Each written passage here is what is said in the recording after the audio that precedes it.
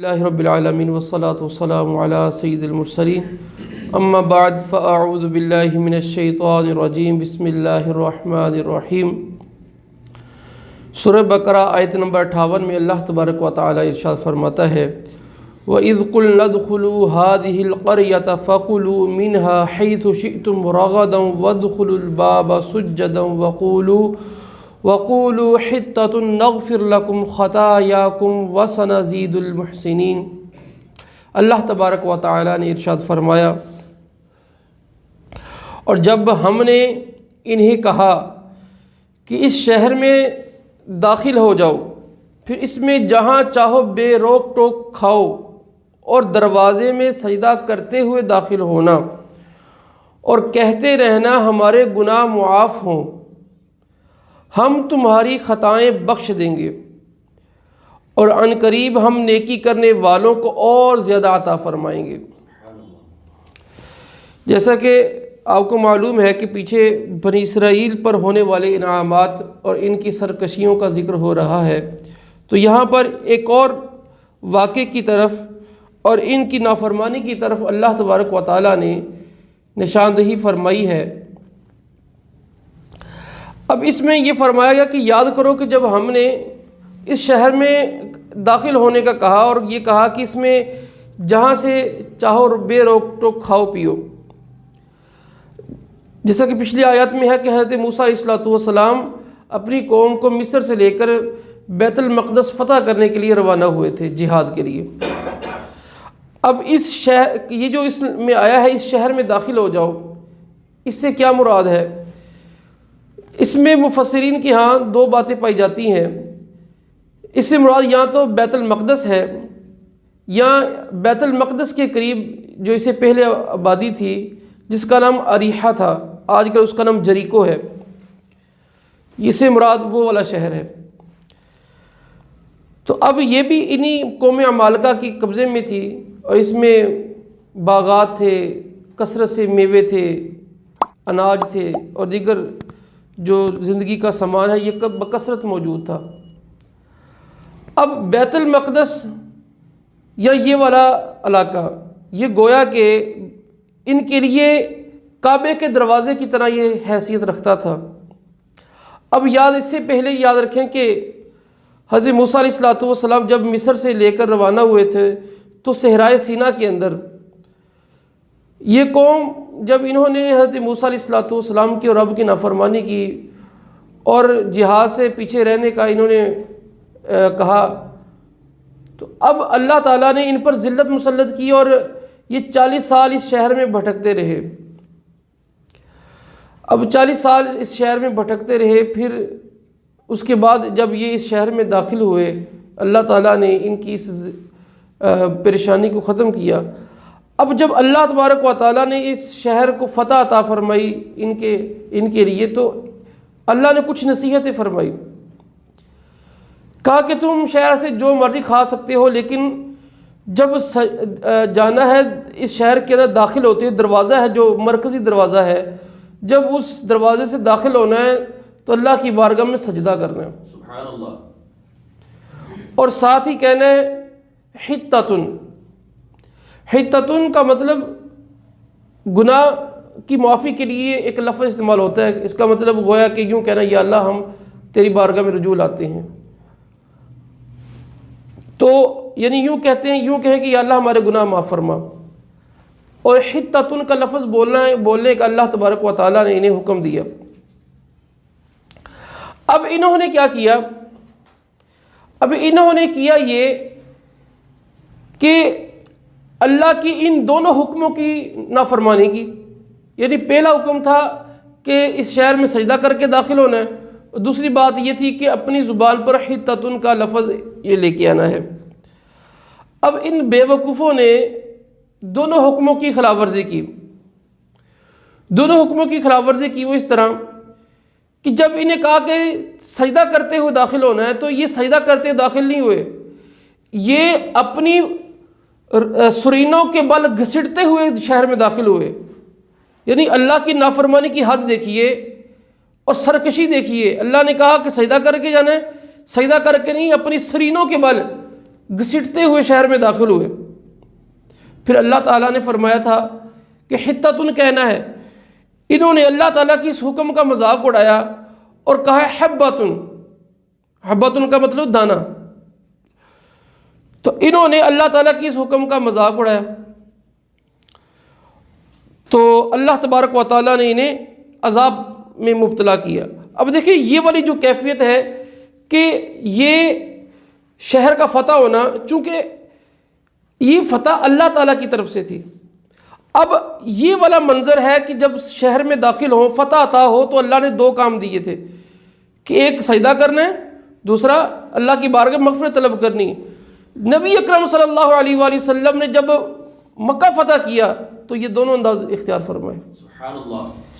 آقا علیہ الصلوۃ والسلام اونٹنی پر جلوہ فرما تھے، تو جو سامنے کجاوا تھا آقا علیہ الصلوۃ والسلام کے، آقا علیہ الصلوۃ والسلام نے اپنا سر جھکا کر سجدے کی عالم میں کر دیا. سبحان اللہ. اپنا سر جھکا کر غرور و تکبر کے ساتھ شہر میں داخل نہیں ہوئے. آقا علیہ الصلوۃ والسلام نے سر جھکا کر اس کو اپنی فتح قرار نہیں، اپنے رب کی عنایت قرار دیتے ہوئے داخل ہوئے. تو ان بے وقوفوں نے یہ کیا کہ اس کو اپنا کام کرتے، اپنا کام سمجھتے ہوئے اور اپنا کوئی کمال سمجھتے ہوئے یہ انہوں نے حرکت کرنا شروع کر دی. اور پھر آقا علیہ الصلوۃ والسلام جب داخل ہوئے تو اللہ تعالیٰ کی حمد و ثنا بیان کرتے ہوئے. قرآن پاک کے اندر ہے کہ جب مکہ فتح ہوا، اذا جاء نصر اللہ والفتح ورأیت الناس يدخلون فی دین اللہ فواجا فسبح بحمد ربک واستغفر. اللہ تعالیٰ نے فرمایا کہ جب فتح مکہ کے بارے میں کہ جب اللہ تعالیٰ اذا جاء نصر اللہ والفتح، جب ان کے پاس اللہ کی مدد و فتح آئی، رأیت الناس يدخلون فی دین اللہ فواجا، آپ دیکھیں گے لوگوں کو دین میں فوج در فوج داخل ہو رہے ہیں. تو اس وقت اے حبیب کیا کرنا ہے؟ فسبح بحمد ربک واستغفر، اپنے رب کی تسبیح بیان کرنی ہے اور اپنے رب سے کیا کرنا ہے؟ معافی چاہنی ہے، استغفار کرنی ہے. انہ کان توابا الرحیمہ، بے شک رب بہت زیادہ توبہ قبول کرنے والا اور رحم کرنے والا.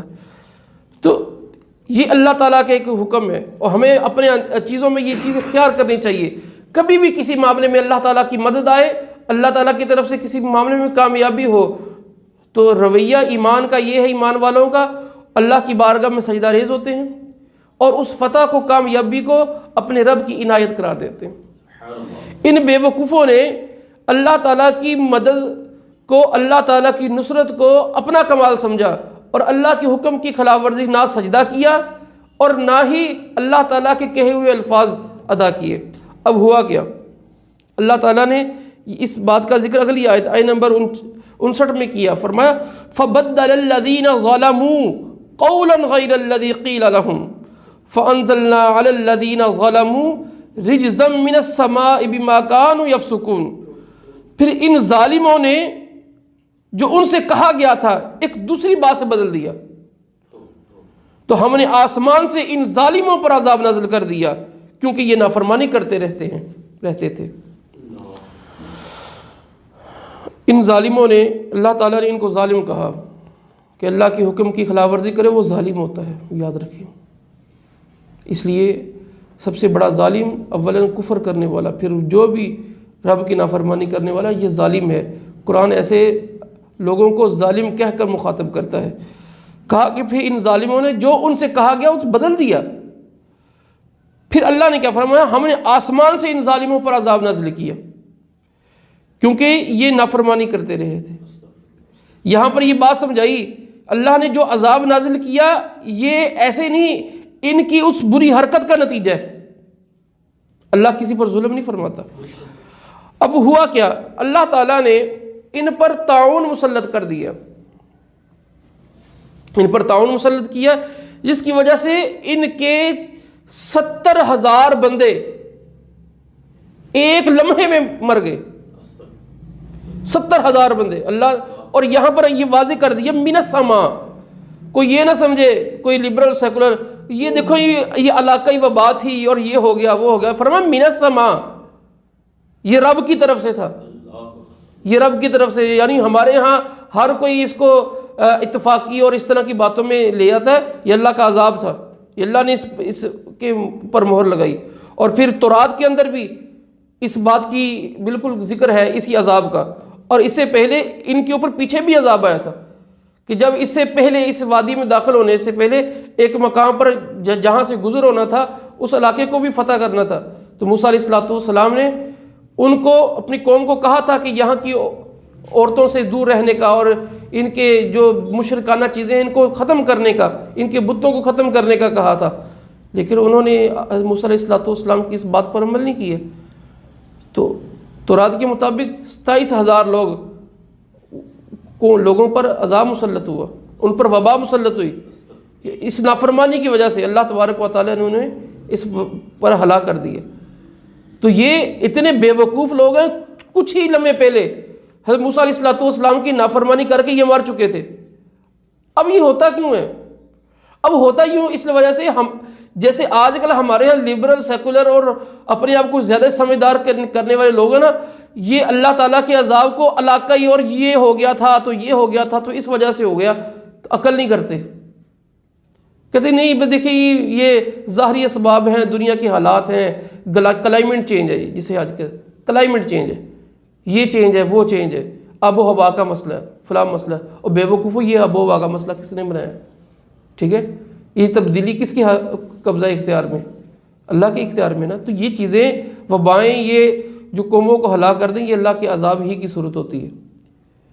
تو طاعون کے بارے میں تو نبی صلی اللہ علیہ وآلہ وسلم نے فرمایا ہے کہ طاعون جس علاقے میں ہو وہاں سے نہ جاؤ، اور جہاں ہو تو وہاں تم نہ جاؤ، اور فرمایا کہ یہ طاعون یہ پچھلی قوموں کے عذاب کا ایک بقیہ حصہ ہے، یعنی اس قوم میں بھی آتا ہے، یہ ان کی بقیہ ایک حصہ ہے۔